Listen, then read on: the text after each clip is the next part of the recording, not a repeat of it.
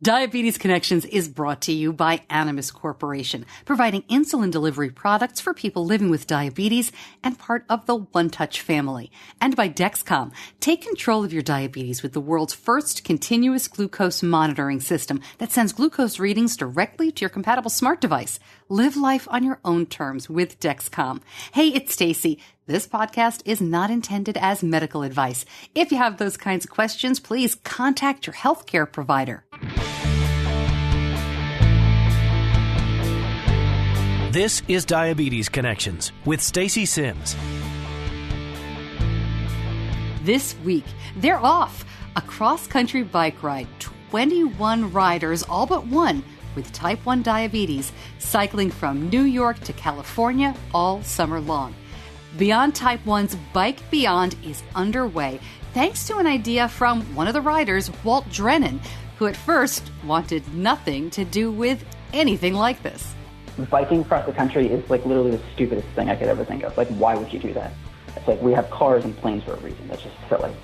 But then I thought about it like a little bit harder, and then I thought like, wow, that's actually a cool idea. Like being able to say like you biked across 13 states and like 4,200 miles in the summer. Like that's really cool. Walt brought the idea to the T1D advocates at Beyond Type 1, and they decided to roll with it. There was an overwhelmingly positive response, and a lot of people saying, wow, thank you for providing an opportunity to showcase that what people with type 1 can do in such a big, bold way. Find out how you can get involved as this amazing group travels the country all summer long. And the school year is just about over. I'll share a little bit about our first year of middle school and T1D. Yay. And 2 years since the podcast began. I can't believe it either. It all starts now on Diabetes Connections. Welcome back to another week of the show. I'm Stacey Sims, and I am thrilled to have you along for another week. If you're new, glad you found us. What we try to do here at Diabetes Connections is educate and inspire about type 1 diabetes, sharing stories of connections by extreme athletes and celebrities, as well as getting information from the healthcare companies, the technology folks, and talking to everyday people living with type 1. You know, not everybody's an extreme athlete or an award-winning performer, and that's okay. Most of us are just trying to live day to day with this stupid condition in our lives. My son is 12. I do not have type 1 diabetes myself. Benny was diagnosed right before he turned 2 in 2006, and he is finishing 6th grade. And I want to talk about middle school in just a second.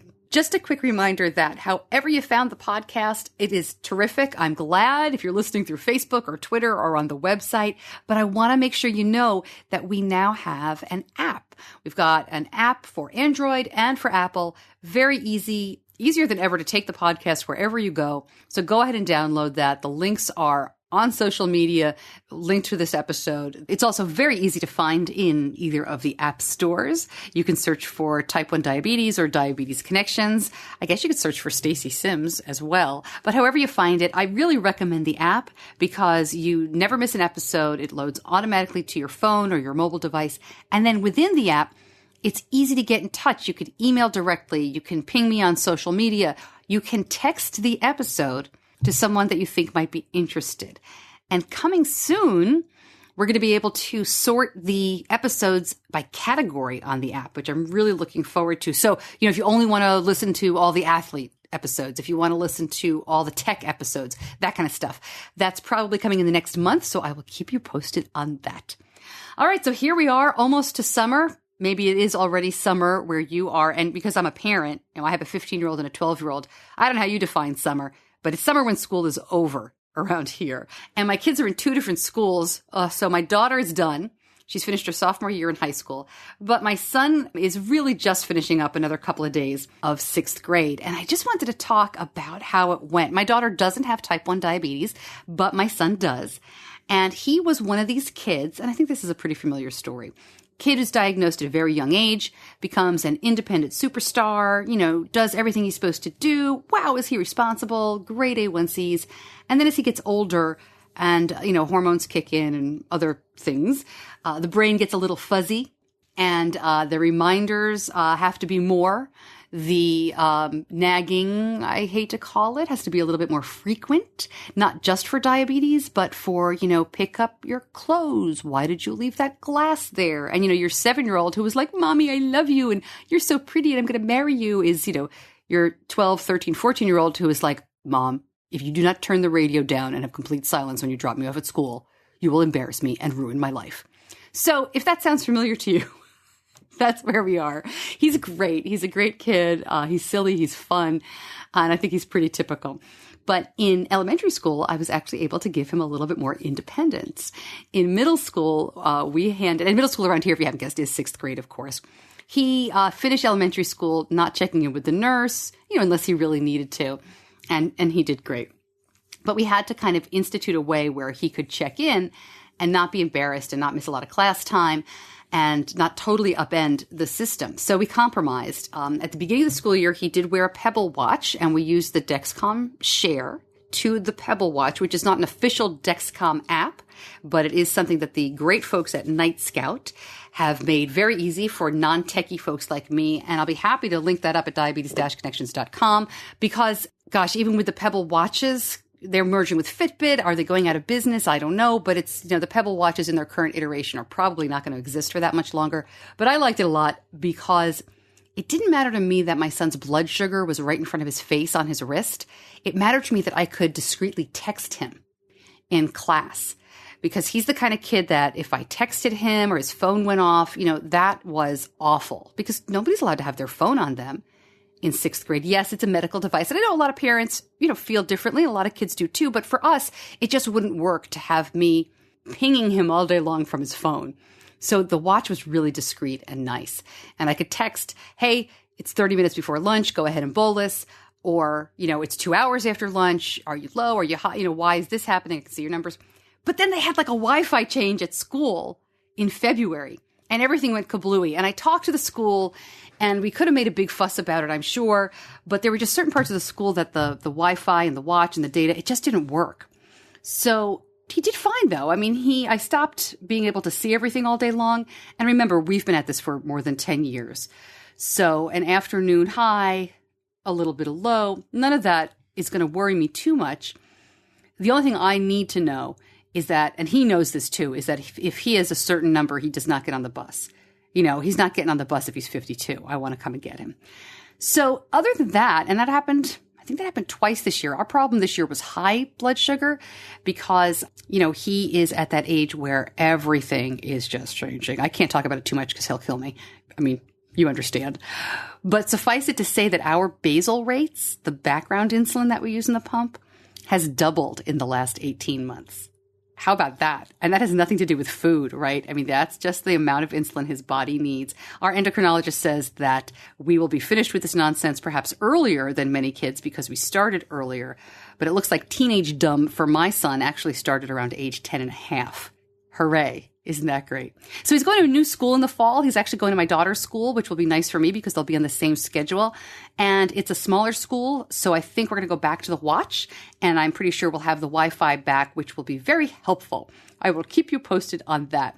By the way, if you are listening and thinking, well, my elementary school son is great, and that's not going to happen to us. I hope not. I mean, I was the same way. If you listen back to the early episodes of the podcast 2 years ago, I'm saying to all the people that talk about teenagers, how do I prevent it? But I'm going to link up an article. And I had Mary Schumacher on the show not too long ago. Mary has 4 sons, 3 of whom have type 1.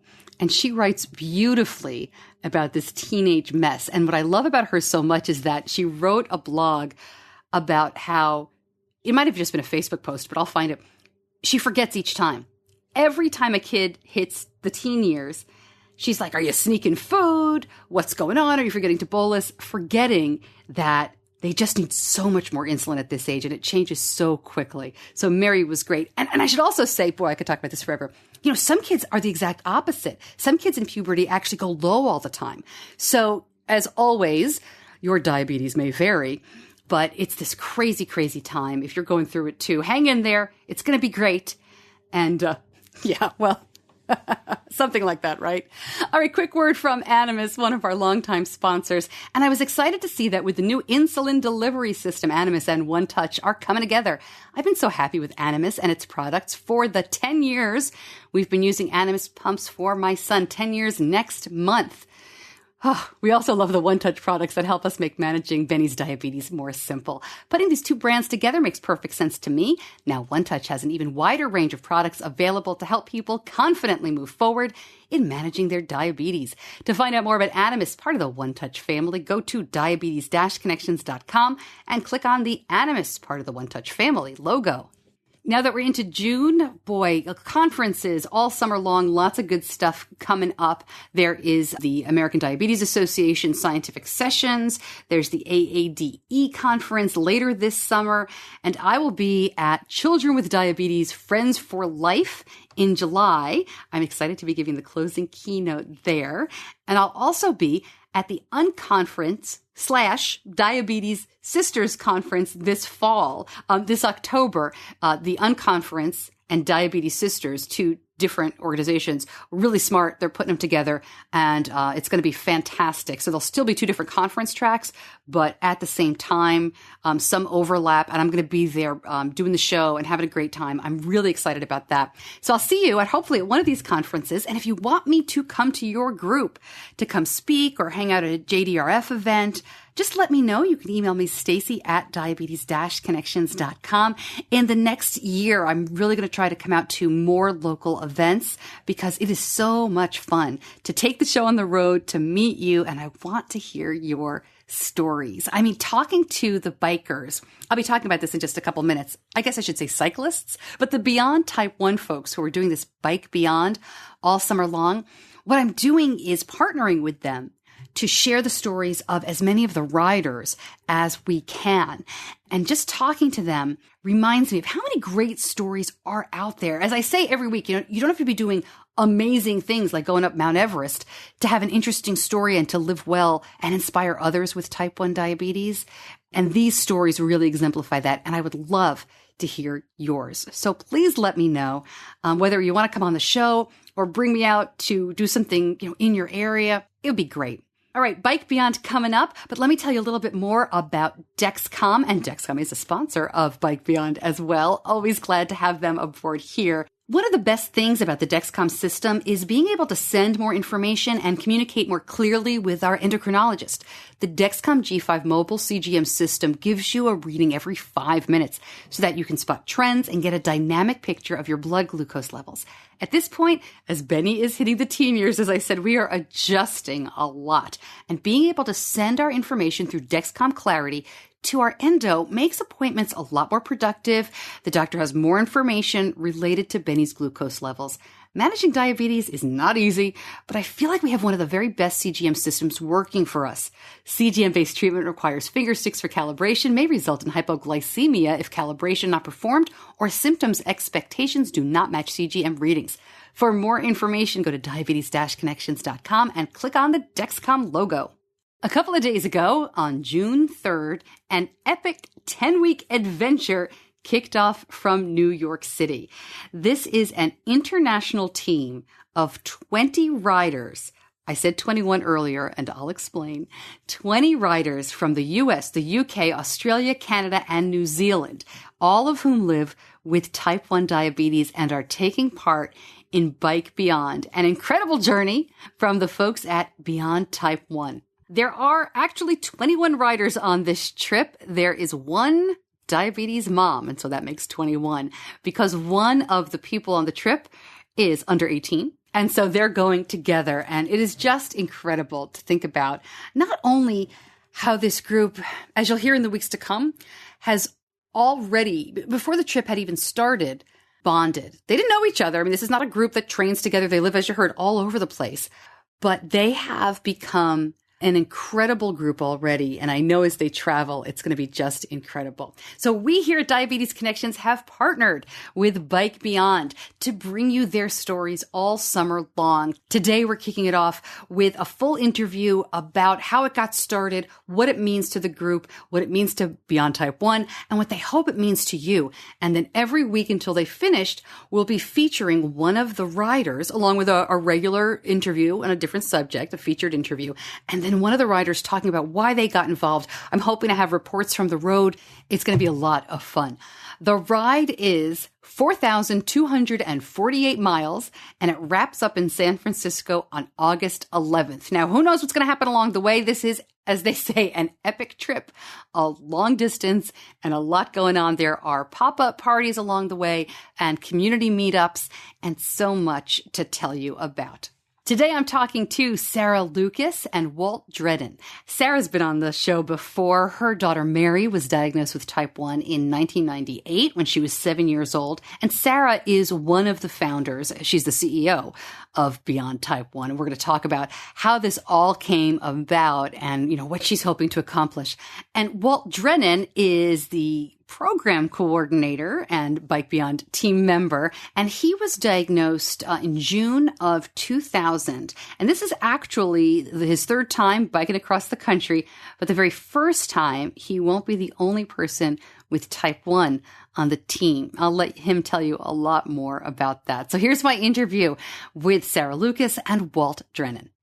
Sarah and Walt, thank you so much. I know things are very busy right now as we're speaking during the run-up of Bike Beyond, but thanks for spending some time with me. Well, we are super happy to be here, Stacey, and we really have to thank Walt for getting the tires rolling on this event for us in general. Well, and let's talk about that because, Walt, I understand this isn't actually your first time doing something like this. Tell me about how this all came together and why you keep getting on the bike. So I have done this twice. I've done 2 cross-country bike rides prior to the Bike Beyond. My first one was in 2012. I had just finished grad school, and I was trying to find something, big and loud to do before I had to, grow up. And I wanted to do, it's called Bike and Build. So that is it's a similar kind of setup where it's a nonprofit that puts together teams of 18 to 29-year-olds together into teams of about 20 to 30 people, and then organizes them on a cross-country bike ride to raise money for affordable housing in that case. So I did my first bike ride from Charleston, South Carolina to Santa Cruz, California, and it was the first time that I really had to come to terms with my type 1. Like prior to that, at that point I was diabetic for at least 12 years, but I hadn't really kind of come to terms with what type 1 was and how my relationship with it. And I realized that how much I tried to ignore it during those years before. And during the ride, I just could not do that. I had other people to worry about. I didn't want people to worry about me all the time. So I really had to come to terms with, this is something I have, this is something I have to deal with, but it's something that I can overcome and I don't have to let define me. So I got through the entire summer, all the way to California. Nothing major happened, type 1 related or otherwise. And I thought it was awesome. And I learned so much about myself, so much about type 1 and how I related to it, that I thought it would be really cool to get other type 1s to kind of live that experience or have that experience. So that's when I kind of started toying with the idea of putting together a type 1 team and then going across the country and raising money for type 1. So I kind of explored, I shopped around trying to find organizations that would help me do it because I knew I couldn't do it by myself. And so a few people talked to me about it, thought it was a really cool idea, but it was just it was too big. It was too big for people to kind of conceptualize and kind of wrap their heads around, especially with not just dealing with the bike ride, but dealing with the type 1 team and kind of all those kind of logistics. And so about 2 years later, I found another nonprofit bike ride group called 4K for Cancer, another kind of basic same setup. They put teams together of college-age young people to raise money for young adult cancer patients and survivors. And that time I went from Baltimore, Maryland to Portland, Oregon. And again, I was a lot better this time. I had my type 1 life in check, so I had a lot easier time than I did the first time. it wasn't like a huge focus on my mind, but it was something that I was prepared for, and I was able to kind of account for when like things didn't go my way sugar-wise. And I had a lot more fun doing it. So I felt like that was, after that ride, it was kind of, that's when I really wanted to get a Type 1 team put together. And then probably about a year and a half later, so at this point, that was 2014, Beyond Type 1 didn't even exist at that point. But then I kept on shopping around and finally found Beyond Type 1. It was in 2000. I'm actually looking at the note I sent Sarah. It was in 2016, about a year after they had just started, or a little bit before that. And I told them my idea, like what I wanted to do, and they sent back like not even very long later, just like, we'd love to hear more. Could you send me an email about it? And that's kind of how it all started. Sarah, what was your reaction? Because it's not like you guys aren't busy, right? Did you see this and think, yeah, let's take on something else? And what was your reaction? Oh, no. You know us, Stacey. I mean, we're going for it on all fronts. And so, we jumped on a call with Walt. Mary, our community manager, and I jumped on a call with Walt, and we said, tell us your idea, tell us more. And we said, we think it's fantastic, and let's put it out there to the community and see if other people would be interested. So we created a series of posts and polls across our social media platforms, and we asked people, like, how does this idea sound to you? Would you want to participate? Do you think it sounds crazy? Not for you? Tell us. And there was an overwhelmingly positive response. And a lot of people saying, wow, thank you for providing an opportunity to showcase that what people with Type 1 can do in such a big, bold way. So pretty soon after we spoke with Walt, we sort of hopped all back on a call and said, like, look, the community has said, yes, bring it. And so let's bring it. So, very quickly we started, late last summer, we started pulling together a timeline and really using Walt's experience on his first 2 rides. And I know both of those organizations have been incredibly helpful in providing, mentorship and information to help us build this from the ground up. And so Walt has been our community partner, and then Dana Howe in our office came on as social media manager right about then. And so we said, great, you're the newest one to the team. You need a project. We're like to be team lead. And so she and Walt, and then really our whole team has built this from the ground up. And again, using lessons that Walt learned on his last ride, he's written all the manuals and the information packets. And so we spent the fall really pulling those documents together and trying to understand what this ride would mean and getting our head around it. And, then of course, getting it through our legal team and those sorts of exciting pieces. But by about November, all of that hard work had really started to pay off. And we opened it up for applications. And then in December, we selected this team, and they have been nothing but amazing since day one. And, Walt can speak more to that, but they are an incredible group of individuals from all parts of the world who have never met. Many of them have never done anything quite like this. They come from a wide range of backgrounds and interests. But the important thing to know is they're all amateurs, and they are all Type 1 with the exception of Cheryl Pepper. Cheryl is the mother of Abby, and Abby is 17 and will turn 18 on the ride, but for legal reasons was not able to ride without a parent or guardian. So luckily, Cheryl Pepper is joining us for the team ride, and she also happens to be a nurse. So we get double the opportunity with Cheryl. So, that's really where we are today. And this really all sparked from Walt, his experience and his desire to bring this experience to the Type 1 community. And, I think as he said, it's interesting to hear him tell the story because you realize we weren't even around the first time he was trying to find a partner. And, luckily our timing matched up the second time. Wow. So here we are. Yeah. So, Walt, tell me a little bit more about those rides. Obviously, you were doing great things on them beyond the physical endurance it must have taken to participate. What was going through your mind, though, that made you think, yeah, more people with Type 1 should do something like this? I think I had those kind of feelings during my first time, more so than the second one, just because that kind of physical endurance and also kind of being part of a team and not being allowed to kind of just do my own thing and deal with my Type 1 the way I typically would, which is kind of just ignoring it and kind of letting things build up negatively, I guess you could say. So I had to kind of be part of this team that couldn't wait around for me to get back up from a low or wouldn't want to like deal with me when I'm super high. So I had to kind of get my management together. And I feel like I guess it's not a real world kind of situation, but it's an extreme situation that people, I think, with type 1 would like to take advantage of. So not necessarily biking, but like just doing something like out of the ordinary that type 1 might have kind of stopped them from doing previously or made them doubt themselves. So like during that first ride, there was a lot of times where I just would not speak up because I didn't want to be the person that held people back.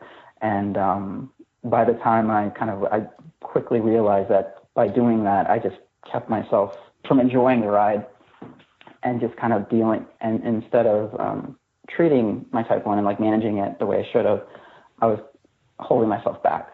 And really, like, my own biggest enemy was myself in terms of not wanting to deal with type 1 the way I should have. But kind of by halfway, I guess you could say, in the ride, I realized that it's something that I can not just manage, but also kind of be prepared for. So instead of waiting till I get so low that I can't pedal anymore, I could just kind of have a snack in my back pocket and eat while I'm on the bike. So just trying kind of, very simple solutions that like save a whole bunch of time and a whole bunch of like grief from myself. And I thought it'd be something that type 1s could benefit from. So like pushing themselves to like a physical extreme that most regular people with functioning pancreases probably would never do or could do. And just kind of like showing them with a very physical demonstration of what they can do if they kind of like plan out and manage their type 1 effectively. Sarah, it's funny because, you and I are parents of people with type 1 diabetes. And the perspective is so different. When Walt is talking about, as a young adult, well, I didn't really have it together. And then I learned more about it when I'm biking. What goes through your head when you hear that? Are you hoping that maybe some of these other folks on the ride are learning the same things, getting inspired the same way?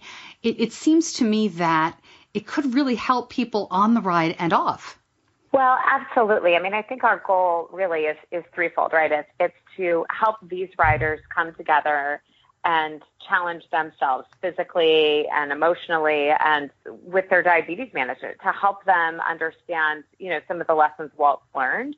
And that's the wonderful byproduct of this, I think, is we're seeing that now. We're seeing many of them are testing and training. There's a whole training plan that's been in place since January when the team was announced. And so they've been riding for several months. They just got their bikes from Specialized, and, that was a big moment when they got their bikes. But they've been riding and training, and they've been learning, before the ride even begins, how does becoming an endurance athlete impact my type 1, and what do I need to do in terms of my management, and what are some of the tools that are available, whether that's food or, CGMs and all of those components.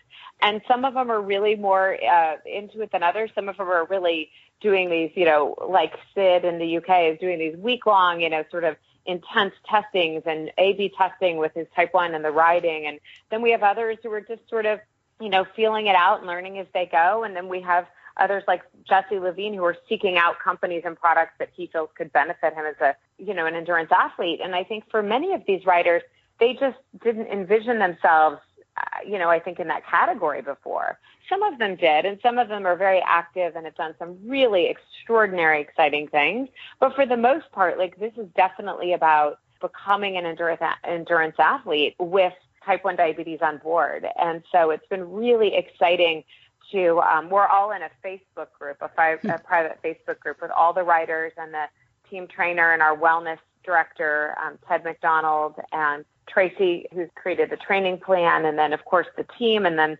the Beyond Type 1 teams. We're all in a Facebook group together. And so the conversations and the sharings and the learnings we're seeing from everything of try this snack or here's how to change a bike tire. I mean, they are learning the gamut. And it's really exciting to see and hear these conversations and be a part of them. So I feel so privileged to even have a window into this wonderful, wonderful group of people and their experience. And we're really excited.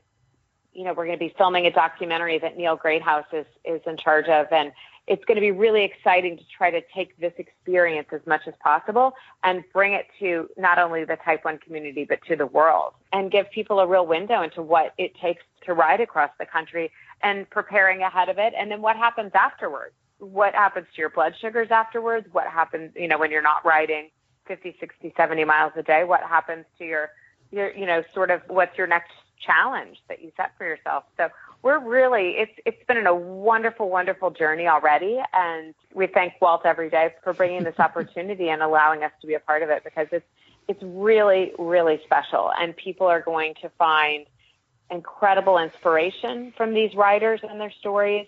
Hopefully we're going to do a lot of education to the outside world about what it means to live with type 1, and especially thinking about what it takes to ride across the United States as someone without this added burden, and getting people to really think that through. So we view this as a way to challenge the riders, and then also to educate the type 1 community and the global population about this disease. And then, of course, the big goal there as well is to translate that into fundraising for ultimately our education, advocacy, and cure programs. Well, what is, in your experience, and I'm assuming you're telling the riders, what's the hardest part about this? Is it the biking? Is it the mental stuff? Is it the type 1? What's the hardest part about basically biking across the country? For me, I think it was always not wanting or comparing myself to the other riders in my groups. So it was very easy to see them kind of excel, and it's seeming almost very easily to them.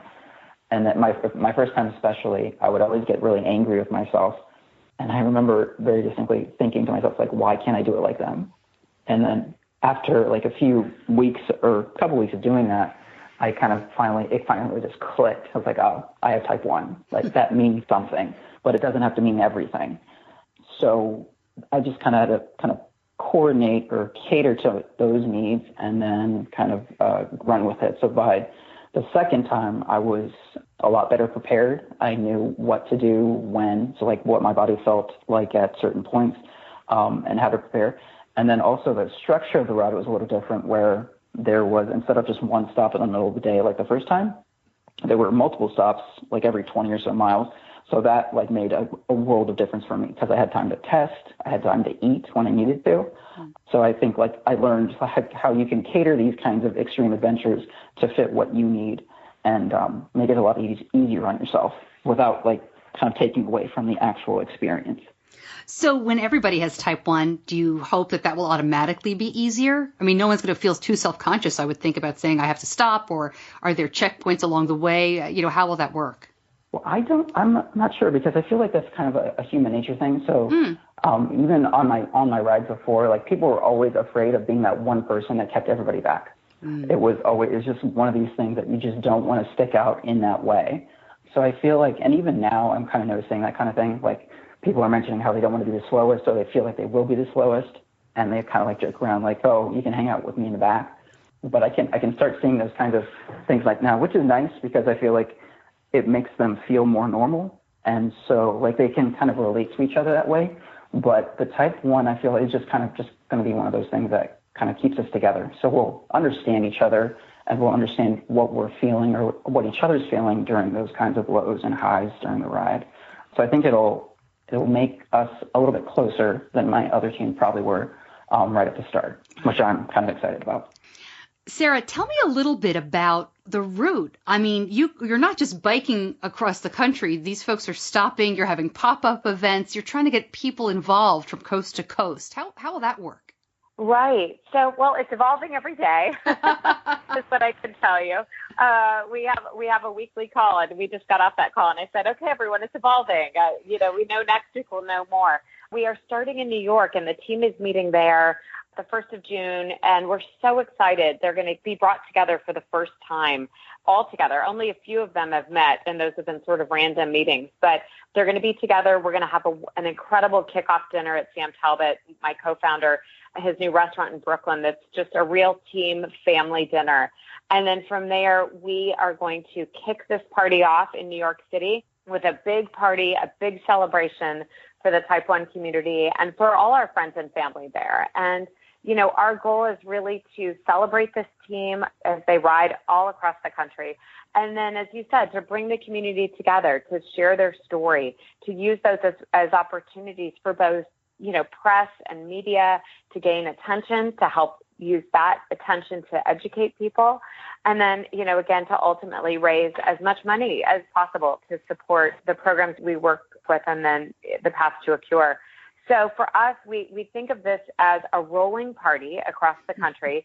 And we want it to feel much like when the circus used to roll into town and people would come out and they would greet the circus and they would go see the show and they would celebrate and they would send them off to the next place.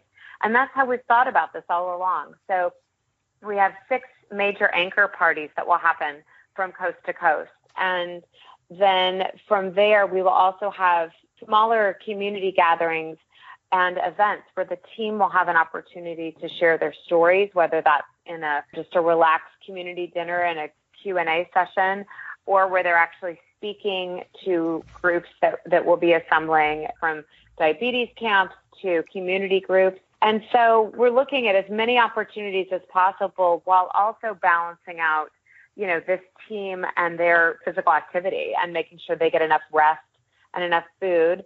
We've been really lucky and that we've had some incredible sponsors come on early who have provided us with not only just equipment to document and tell the story, like our friends at GoPro, but also Sierra Trading Posts, because sometimes these bikers have to camp, or they're going to be in places where they don't have access to a community center.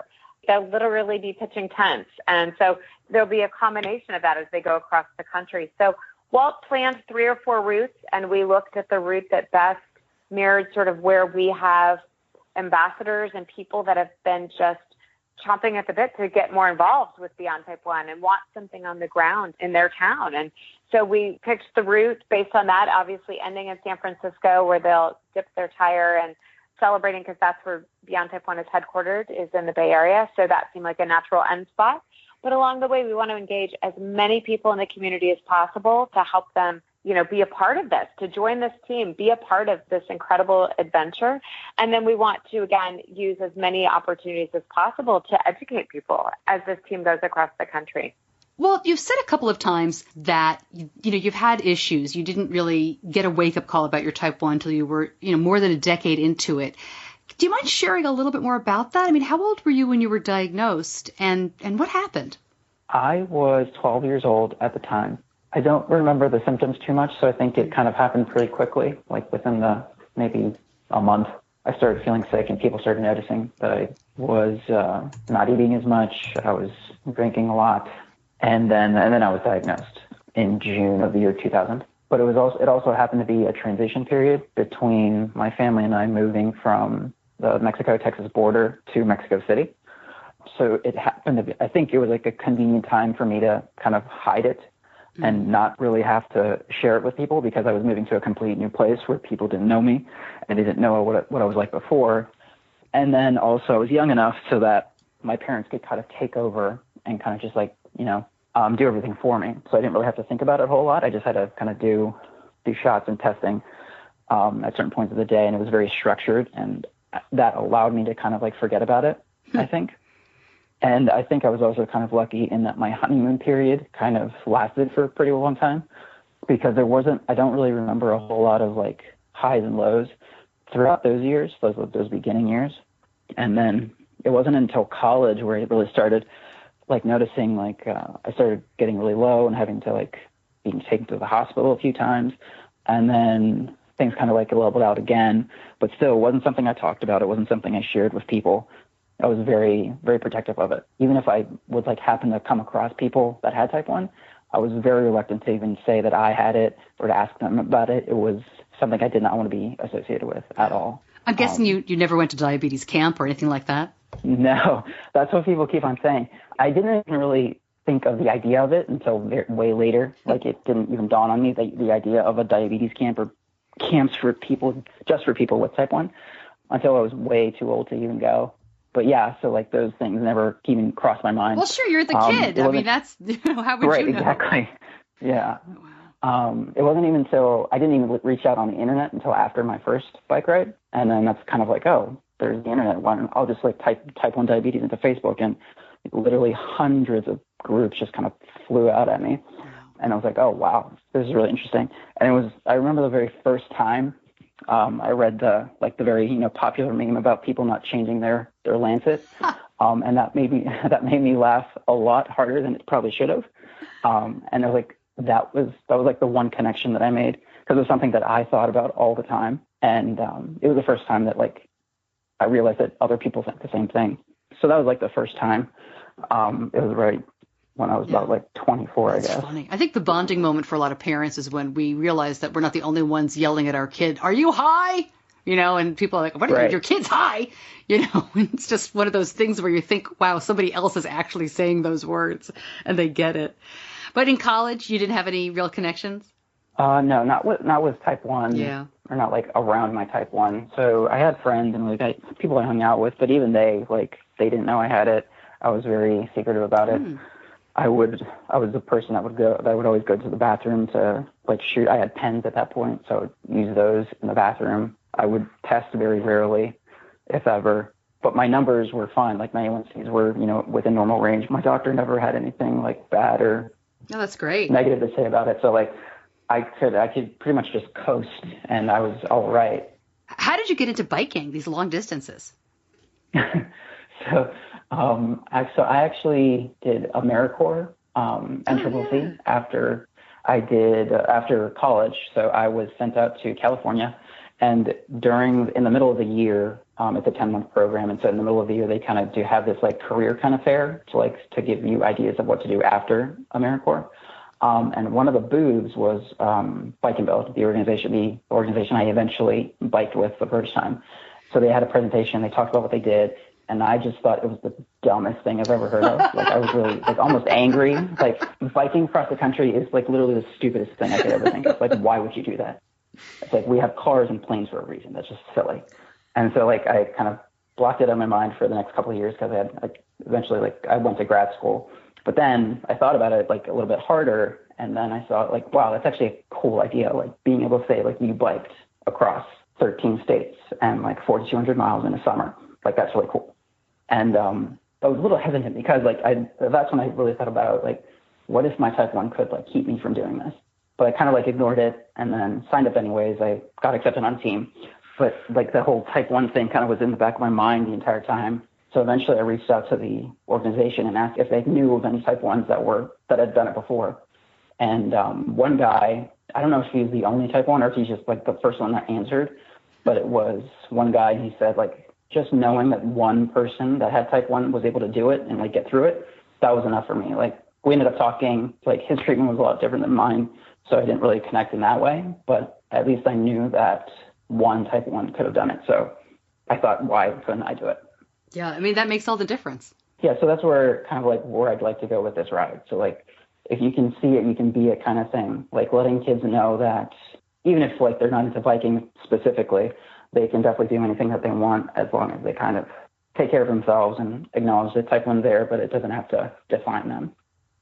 When you do a ride like this, though, be honest, don't you get tired? Aren't you exhausted? Isn't there a point where you're we're not even halfway there yet? How do you keep going?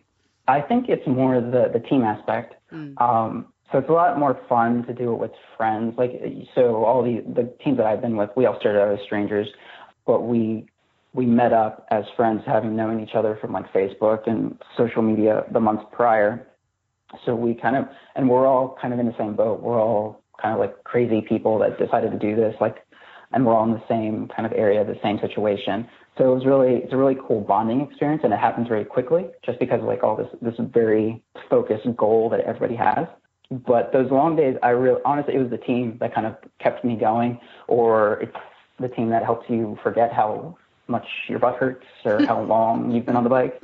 It's easy to laugh with people or have sing-alongs on the bike or just talk about stuff for all day, because Kansas is really boring. So you might as well talk about things.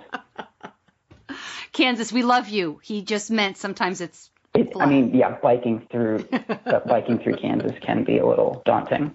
Yeah. At the end of the day, at the end of the trip, what would you consider a success?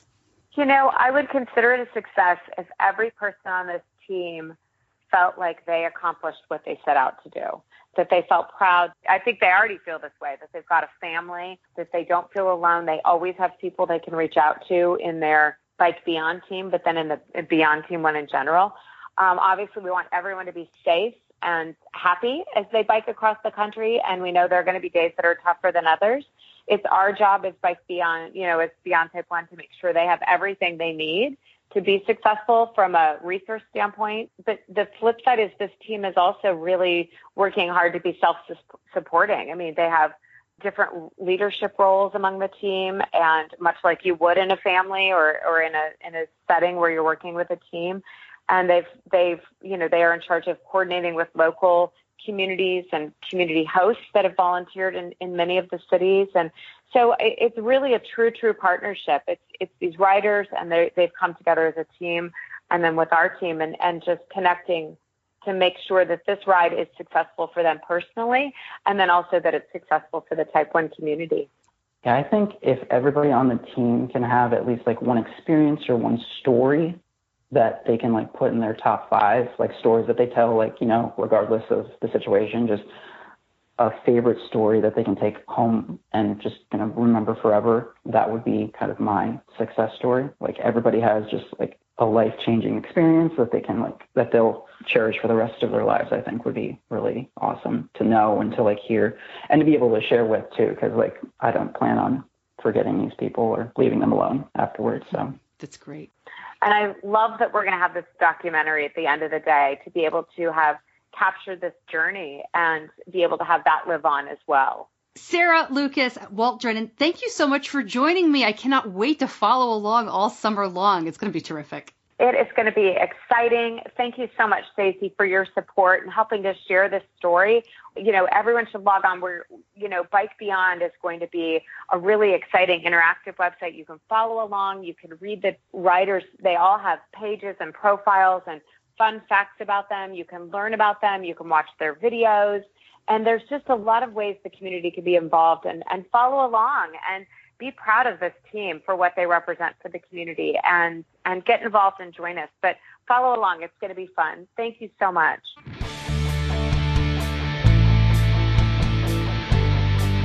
You're listening to Diabetes Connections with Stacey Sims. There are a lot of ways to get involved in Bike Beyond. I will link up everything at diabetes-connections.com, as well as in the show notes. If you're listening on the app, those should be in there as well. You can meet the team if they're coming nearby where you are. You can set up a fundraising page. You can donate to one of the riders or a few of the riders. 100% of your donation goes to the Bike Beyond team. They have sponsors that are covering the cost of the basics of everything they need for the ride. So 100% of your donation goes to the riders. And if you're curious, I always like to know, where is the money going? I'll be happy to link to the Beyond Type 1 portfolio. They have what they call their native programs. Anything they have on their website with the printables or, that you can print out and show to people. First 30 days materials. Those are things that for the newly diagnosed. The snail mail program that they do, the DKA awareness campaign. Then they have a host of other diabetes groups that they give grants to. And if you want to go through those, some familiar names here, you can go to the website. I'll link that up as well so you can see. I always like to know where the money goes, as I said. And full disclosure, we are not listed on the website as of this recording, but Diabetes Connections has received a grant from Beyond Type 1, and I'm using that for podcast production and to take care of this coverage, podcast hosting online and that sort of thing, and the app development. So it's going to a few different places, but it's going to help me tell their story through the summer. So thanks very much for that. And again, I will link to all of the groups that are benefiting from Beyond Type 1 on the website, diabetes-connections.com. All right. So while they're pedaling across the country and sleeping, sleeping on the ground, sleeping in fire stations, we're very comfortable. I'm very comfortable here behind the microphone. So I appreciate everything that they are doing.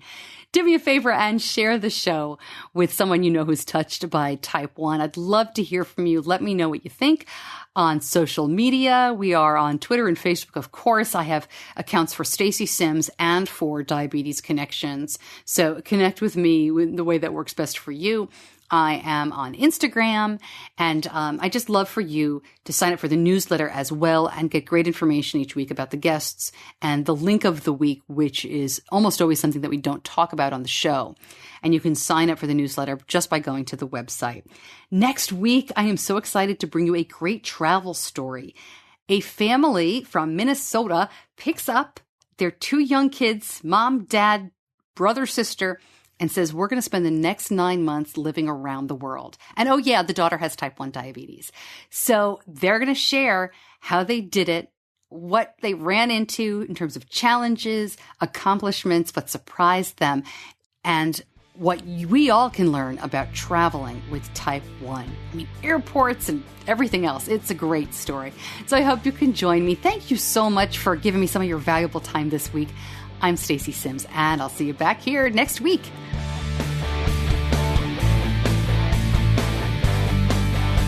Diabetes Connections is a production of Stacey Sims Media.